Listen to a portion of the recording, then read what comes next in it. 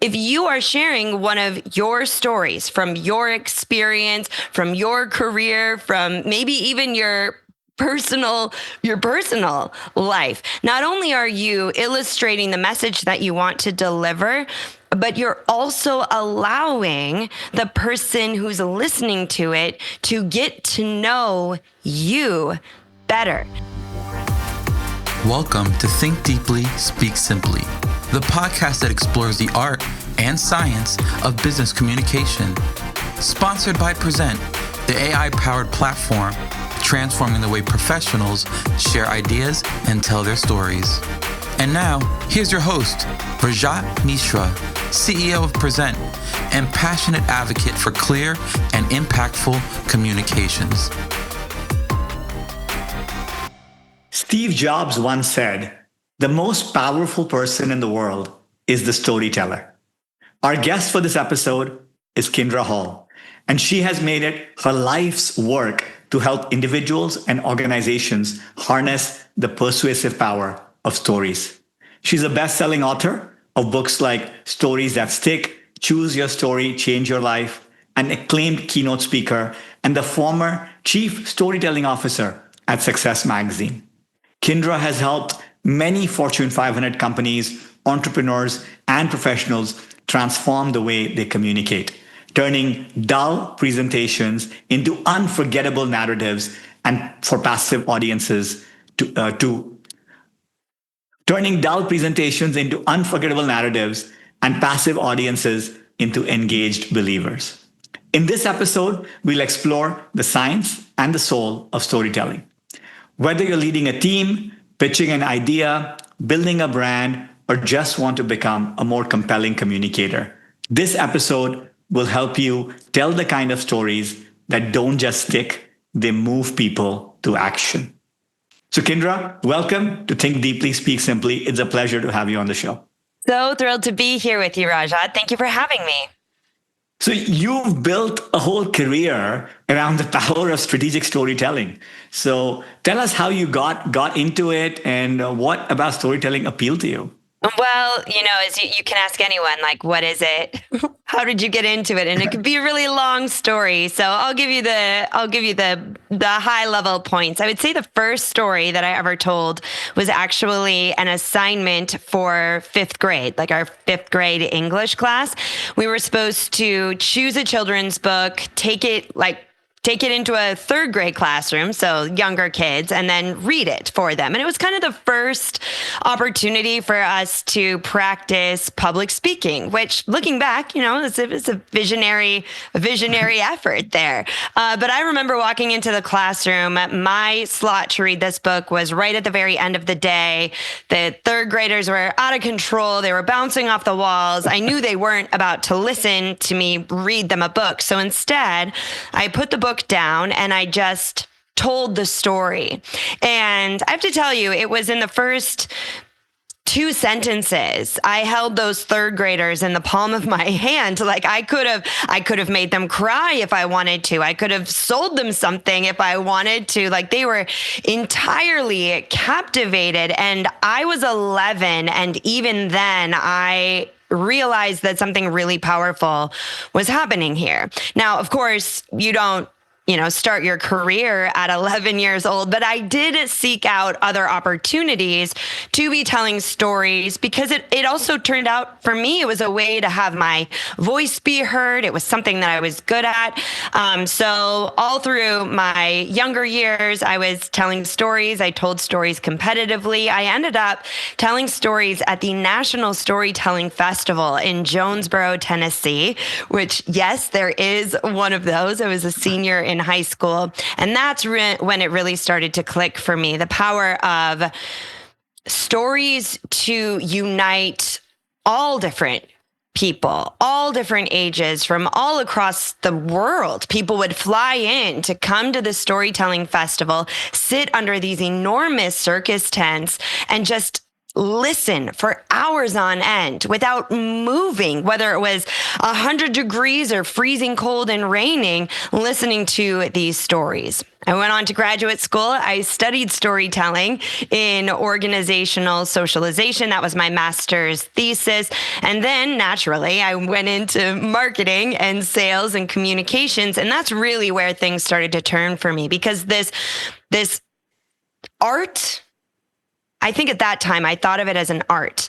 This art that I had fallen in love with and become so well versed in for the entirety of my life was completely lost when it came to marketing or sales conversations. Here I was, we're talking about facts and figures and features and benefits and price reductions and all of this standard business chatter, when really it was the stories that were going to hook people. It was the stories that were going to, get the final contract across the line. And that's when I realized that maybe this thing that had always interested me through my entire life actually was a skill that needed to be taught to other people. And that's what I did. I left that job. I started taking on individual clients, whether they were other high profile executives who needed to give powerful presentations. I was working with nonprofit organizations, and eventually it turned into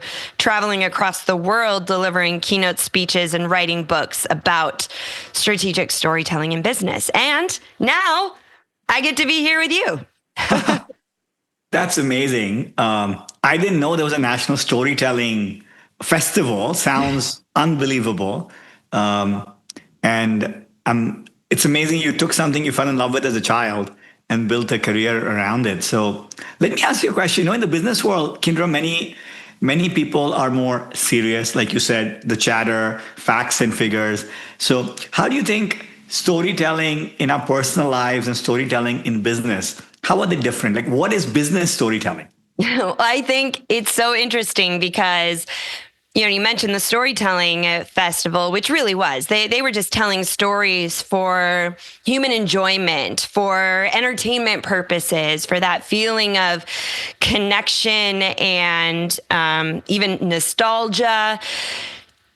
And yet, when we think about storytelling in business, we're still looking for those same things. We're looking for connection with customers. We're looking for messages that resonate, that don't just meet someone at the eye level, but go within them and stay with them. And so I think actually the problem is we think that business storytelling is different than personal storytelling, when really they're the same thing, right? You're telling a story to a friend because it's an experience that you want them to know about, or maybe you're telling a story to one of your children because it's a lesson you want them to learn so they don't have to learn it for themselves.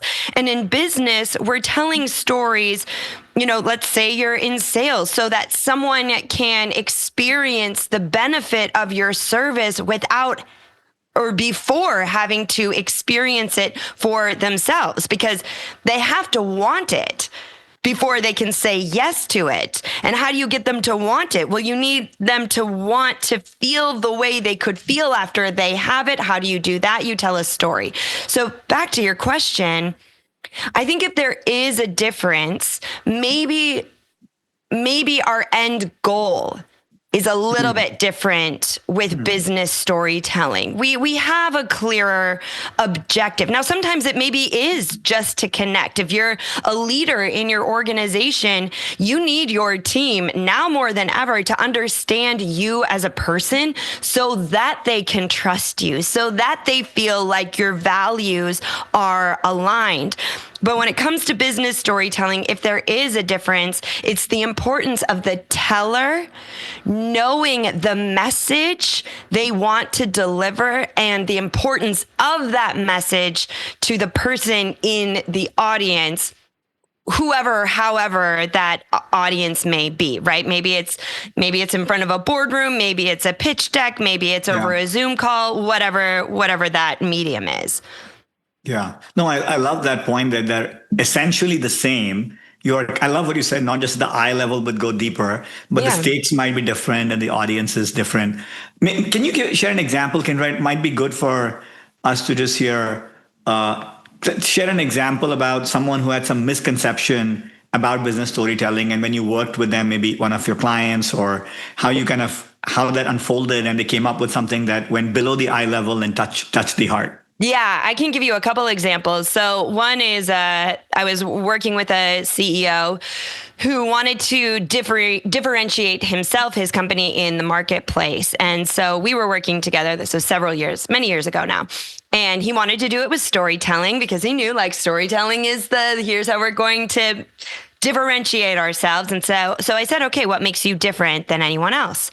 Any of your competitors? And he said, first and foremost, everything we do with integrity, which is great. It's good that he knows his values, but I'm sure you can imagine all of his competitors would say the same thing, that they're doing business with integrity. And now part of the problem was that was just an intro question. Okay, that's not the kind of question that's going to elicit a story. So I asked a follow-up question, which was, so what does this integrity look like? When have you seen it in action in your business? And he said, well, everything we do with integrity, as if saying it in bold made it matter more, right? We use we use this jargon. We have our terms that we always go back to. And just saying we believe in excellence or innovation or customer obsession, whatever these high level concepts are, those are not stories. Now, with a little bit of effort, we were able to find an incredible moment in this CEO's career. And in fact, it was right when he was launching his company. And he had the opportunity to sit down with a potential client. He sat down, told him how he was planning to do business differently. And if this client said yes, our guy was in business. And the client leaned in and said, I have $100,000 of cash in this briefcase. If I give this to you now, will you guarantee me kickbacks in the future? And the young CEO was trying to build a business built on integrity, explained once again that wasn't how he was going to do business, thanked the man for his time, walked away. The gentleman called him back later that afternoon and said, you're what our industry has needed for a very long time, and they've been doing business together now for 40 years. But that is a story about a moment when integrity was important, where they could illustrate that value. So there's one example, but let me give you another one that anyone listening, I want you to keep your eye out for. It happens a lot in marketing, especially now, since people are catching on to storytelling as a strategy. Okay. And I think one of the mistakes is we think that just by putting the words "our story" on anything, whether it's a slide or on a website or even on the back of packaging, that it makes it a story. So for example, I'm going to give you two examples. My husband just came home from the grocery store yesterday. He had a package of granola, and on the back it said "our story." And it's a female-founded granola, and it said, my name is such and such. I believe in quality ingredients and natural essences, and that's what is in this bag.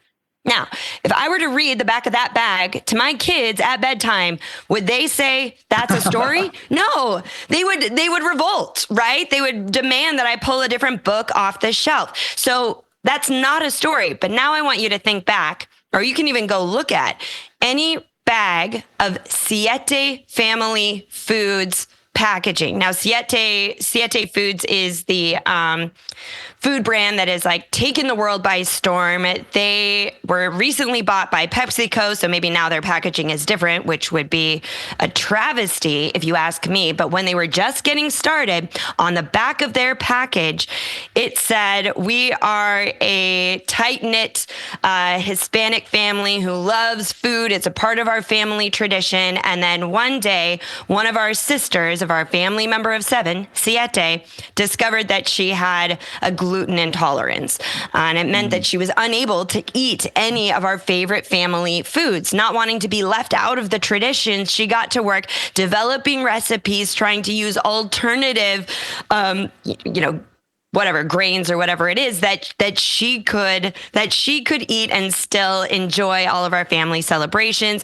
We ran them past Abuela. She said they passed the test, and now you have Siete family foods. Wow. They sold to Pepsi for, I think it was $1 billion. I need to take a look at that. But that is a story. You can right there, and I didn't do it justice. I mean, if you actually read it on the package, but you have a character, you have like her plight. You can feel that she's sad that she's going to miss out on this essential part of her cultural and familial heritage. And there's a reason that brand exploded. And there's a reason, I mean, it's undecided what's going to happen to this granola, but even take a look at any packaging now. Anytime it says our story, I want you to go back and look, read it and say, oh, if it starts with, "We believe in the highest ingredients," it's not a story. If there's characters in it, if there's emotion, now you're onto something. That's so true. I mean, now that you're saying it, I think our story is the thing to put on in a lot of packaging and many company websites. But you're right. This doesn't sound like a story. Right? Yeah. It's great. I love that example, Kindra. So in your book, loved it. Right? In your book, you mentioned the 4 types of business stories. Yes. Right? So the founder story, value story. So it would be great if you can just tell us how do you come up with these 4, and what are those 4, and when should each type of story be used from maximum impact? Yeah. So, I mean, these 4 types of stories were developed over the years of working in business, whether it was when I was in sales and marketing and I was telling founder stories. I was sharing a lot of value stories and a lot of purpose stories.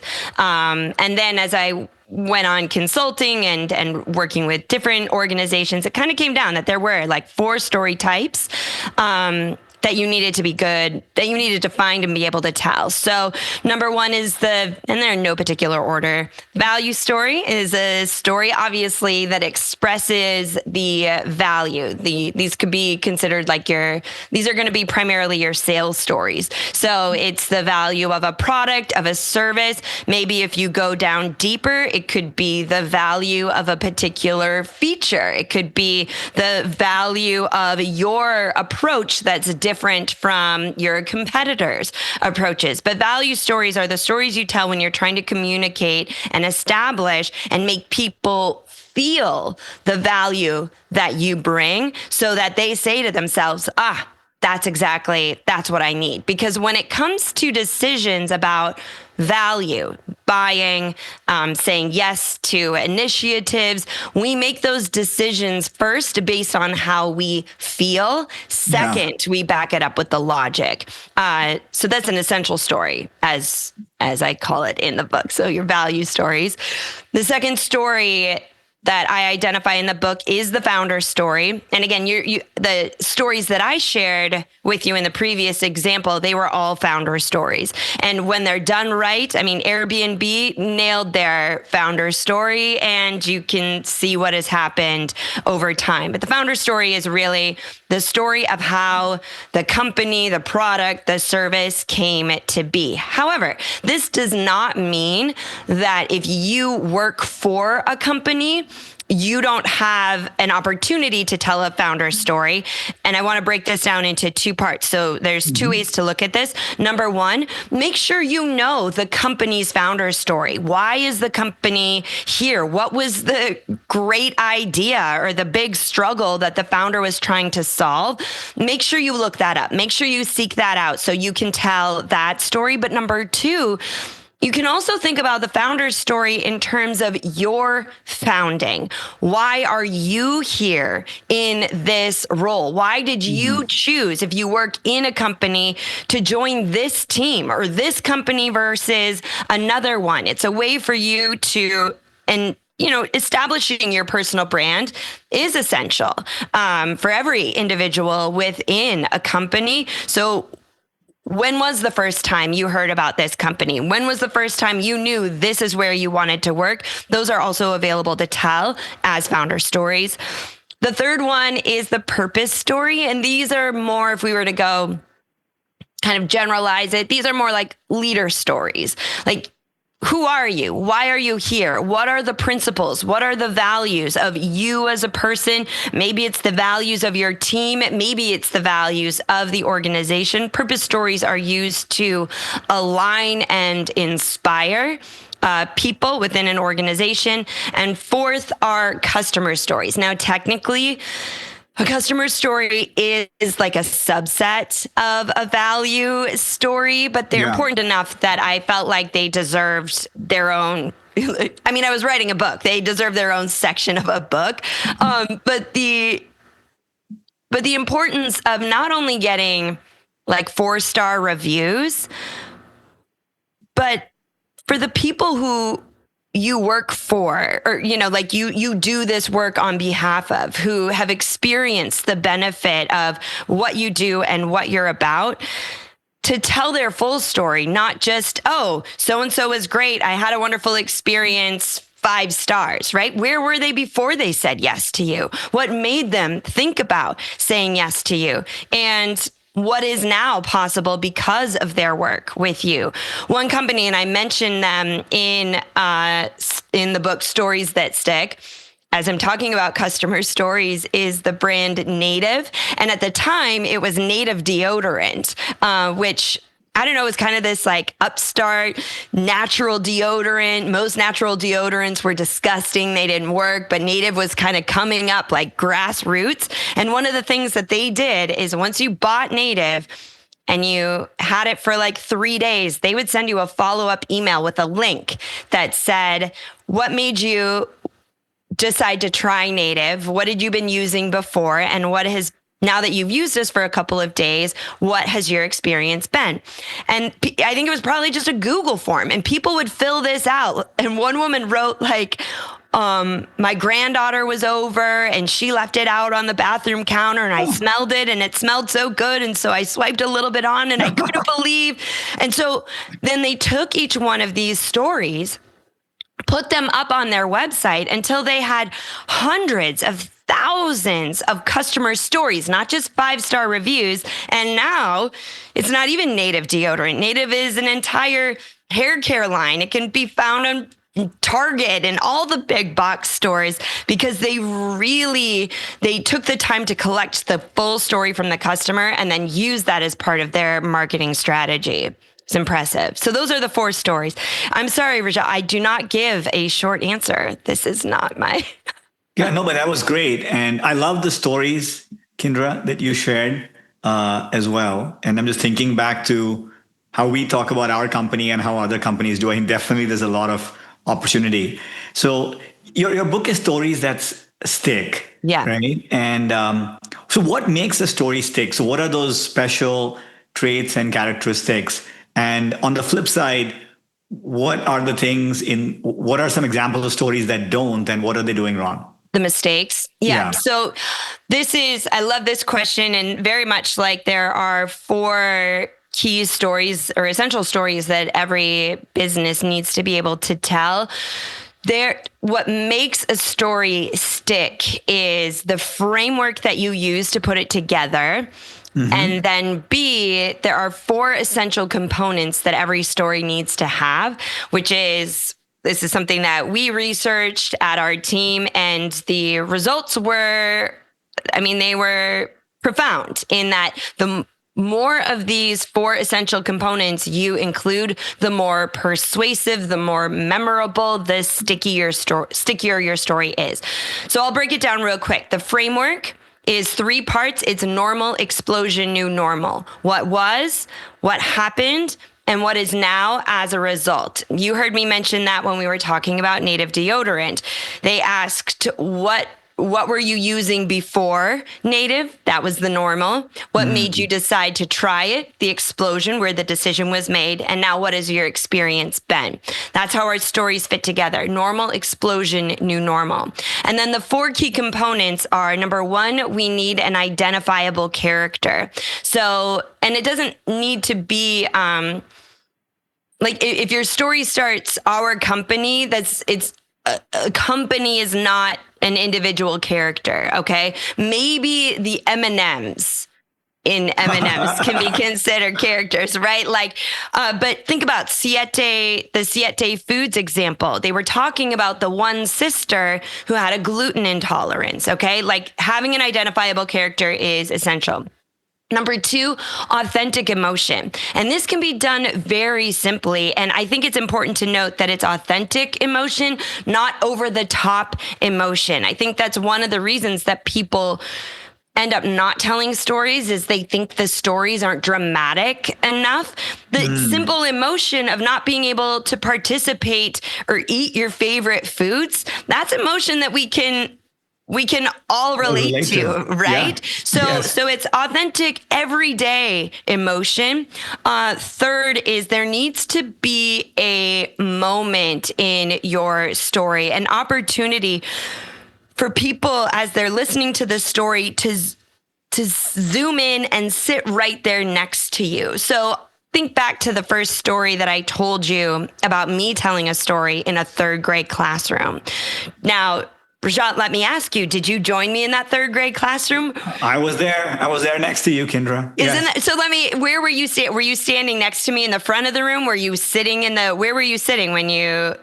I felt I was next to you. Yeah. And I could feel your excitement, and I could feel what you were going through. And isn't that just having that little bit? And now I could have said, I told lots of stories all throughout when I was young, but because I put you into that classroom, you co-create the story with me so that you're right there in it, and it will stay with you longer. And then lastly, the 4th component is specific details. And this does not have to be, you're not trying to write the next great novel here, but just 1 or 2 things that someone can, as our brains are listening to it, we can latch on to. So, for example, if you are a tech company, I was working with a tech company, and one of the things that happened often to their customers is they would be in the office at the end of each quarter, extremely late at night,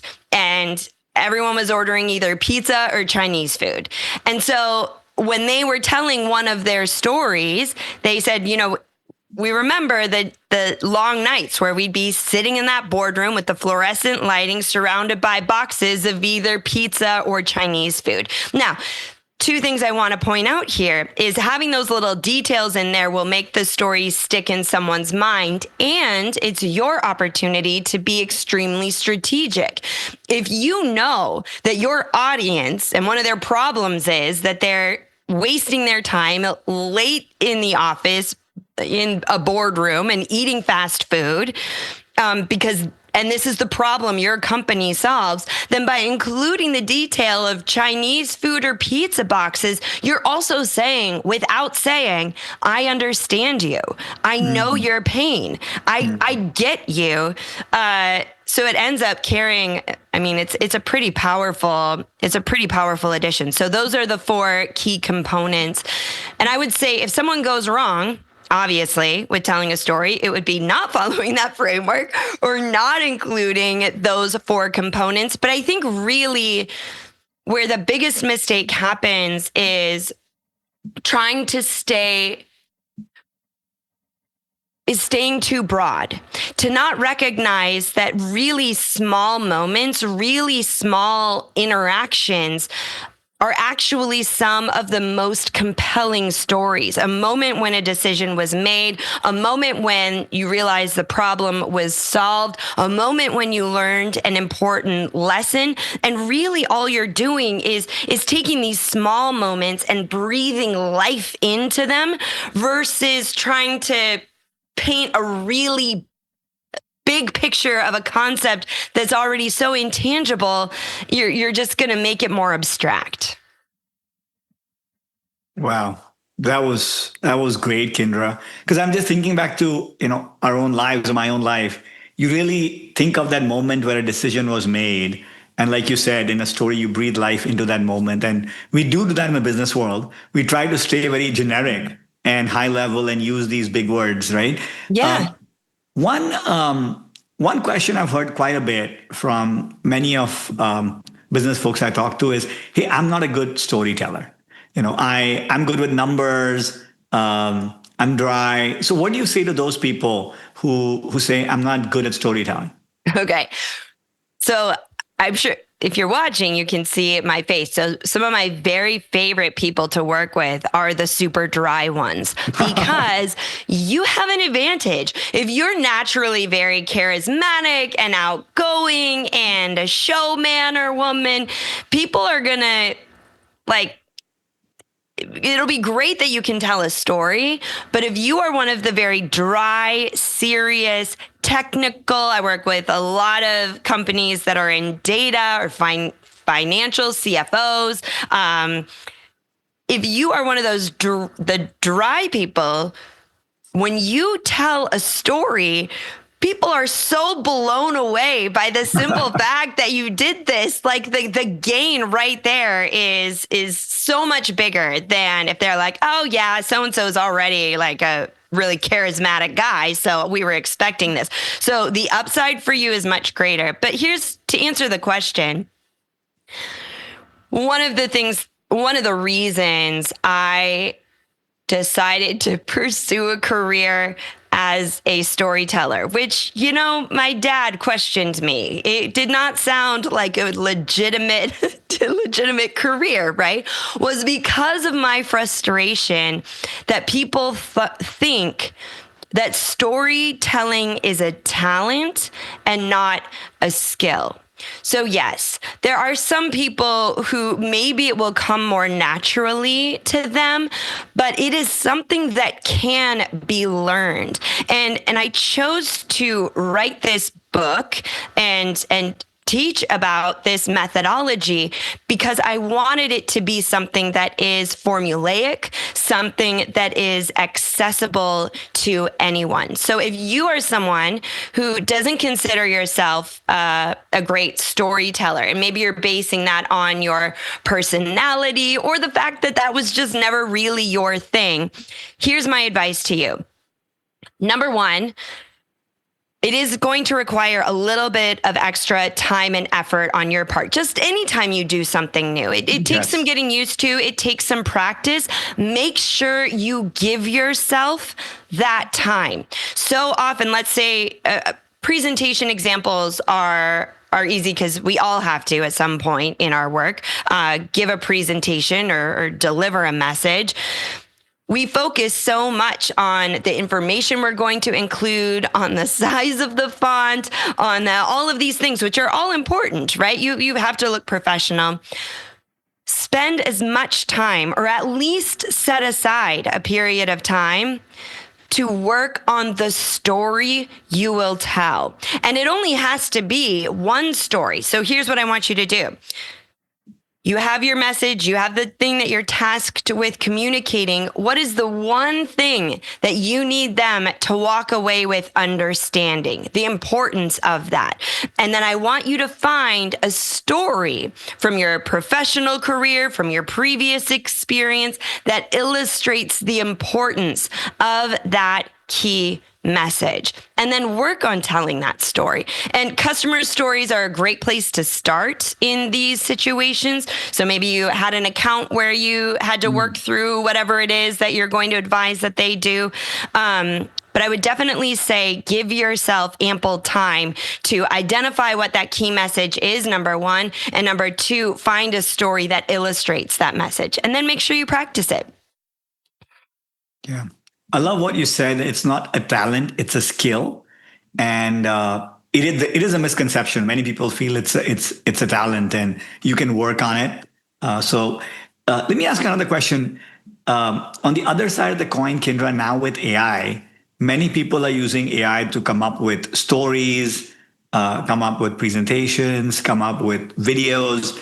And one of the things I've heard is, hey, look, I don't need to get good at storytelling because I can use AI now to create stories for myself. So what do you say to those people who are relying on AI for their storytelling?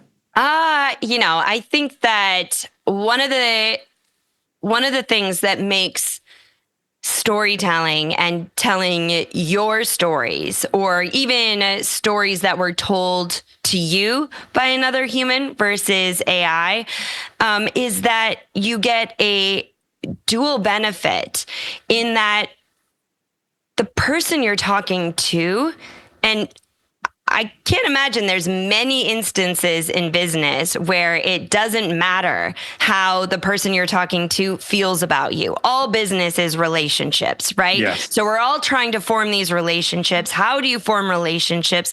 The shortest distance between two people are the stories that we share. So if you are sharing one of your stories from your experience, from your career, from maybe even your personal life. Not only are you illustrating the message that you want to deliver, but you're also allowing the person who's listening to it to get to know you better. The essence of who you are, how you think, how you approach problems, your ability to reflect on yourself. These are all essential things for building relationships, to establishing trust, to enabling open lines of communication. Now, you're not going to hear me say that AI is terrible. I think one of the ways that you can use AI when it comes to storytelling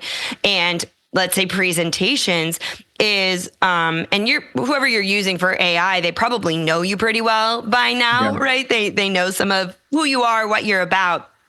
You can say, I am giving a presentation where my key message is this. Develop a few prompts for me, knowing this about my professional career, knowing this about my personal passions, prompts that will help unlock stories that are within me. And so then AI can say, think back to, let's say you were an athlete, like what were some of your best coaches? What was one of the biggest mistakes you ever made in a game, right? Like they can ask you professional questions. You can say, I want you to keep it all within the realm of my professional career. Use this accounts or whatever. And they can say, what exactly happened? What was the biggest challenge that you faced with this account? What that will do is help you to unlock the stories of what happened within you. So you can be telling your own stories, but one of the biggest barriers for telling them is we think, I don't have any stories. I can't remember them. And so using AI to give you prompts, much like I gave that CEO, I said, when is a time you've seen integrity in action in your business? And all of a sudden, stories started coming back. So use AI to give you the prompts that will unlock the stories and experiences so that you can tell them. Yeah. It's a really interesting perspective that AI is a co-pilot to discover and unlock the stories that are within you. They are still your stories, not the AI stories, but the AI is helping you unlock and discover them. That's awesome. Yeah. Right? So, Kindra, let's move to one of my favorite parts of the podcast, which is the quick-fire round. Ooh, okay. I'll try to be quick. five questions. I have not told you these questions before. So I'll ask the question and a word, a phrase, or a sentence as the answer. So whatever comes to your mind, just let me know. Okay? Okay. Let me know when you're ready. Ready. Okay. Question one. What is one word you would use to describe the art of communication? Co-creative. Okay. How is AI changing the way we communicate? A lot and not at all. What is a common communication myth you wish people would unlearn? That communication is about what comes out of you instead of what comes out of them. Okay. If you could give one piece of advice to someone preparing for a big presentation in corporate America, what would that be? Clarity. Be very clear on the message you want to deliver, and then find a story to be able to illustrate that. Okay, great. And ending on a personal note, what is something, Kindra, you wish you knew about business communication when you started your career? That it really is okay to be yourself. That's awesome. That's great. Yeah. That's great. Thank you, Kindra. That was awesome. So this wraps today's episode on the power of storytelling to inspire action, build connection, and drive results. We've explored why stories matter in business, how to craft them effectively, and the common pitfalls so you can communicate in a way that truly sticks. Kindra, thank you so much for sharing your insights and expertise with us today. Oh, thank you. I loved being able to share them with you. I can't wait to hear the stories that get told as a result. Yeah, and we really had a blast myself. It was great. Before we go, Kindra, where can our listeners connect with you, follow your work, or learn more about you and your books? Yeah, so all of my books are available wherever books are sold. So you can find them on Amazon. My website is kindrahall.com. I do have it says like a newsletter, but it's actually a weekly storytelling videos that come out to give more tips and tricks for storytelling strategies. And then, of course, LinkedIn, Facebook, Instagram / Kindra Hall is where I spend most of my social media time. And I think that's it. Otherwise, I'm in New York City, so you might see me in Central Park sometime. Awesome. Thank you again, Kindra. It was a blast. Next week, we'll continue exploring the art of communication and leadership with another incredible guest. Until then, let's think deeply and speak simply. See you next time.